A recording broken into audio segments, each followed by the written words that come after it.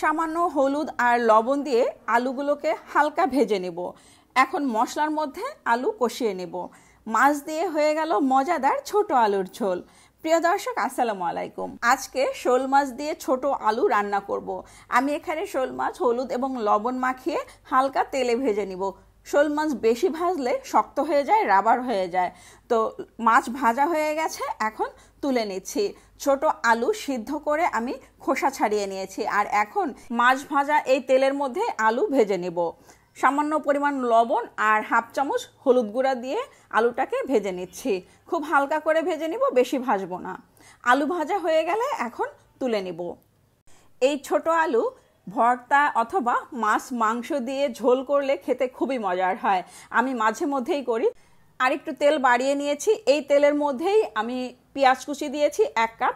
পেঁয়াজ হালকা ভাজা হয়ে গেলে একটু পানি দিয়ে একে একে সব মশলা দিয়েছি। হলুদ গুঁড়া দিয়েছি, মরিচের গুঁড়া দিয়েছি হাফ চামচ, ধনে গুঁড়া দিয়েছি, জিরা বাটা এবং রসুন বাটা দিয়েছি 1 চামচ করে, আর লবণ পরিমাণ মতো দিয়েছি।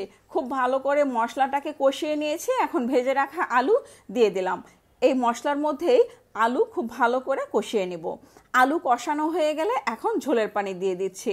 আর ঝোলের পানি যখন বলক চলে আসবে তখন আমি এখানে দিয়ে দিব ভেজে রাখা মাছ।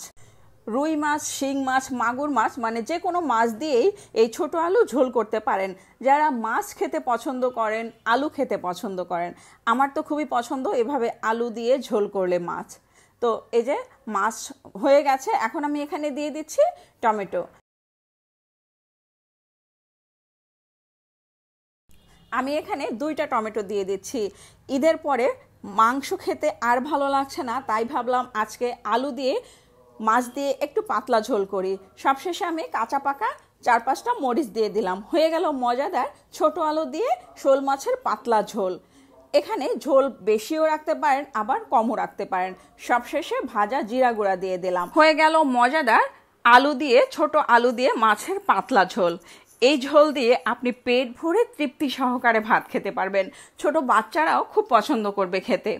বাসার সবাই, ছোট বড় সবাই খেতে ভীষণ পছন্দ করবে। এত মজাদার একটা রেসিপি শেয়ার করলাম।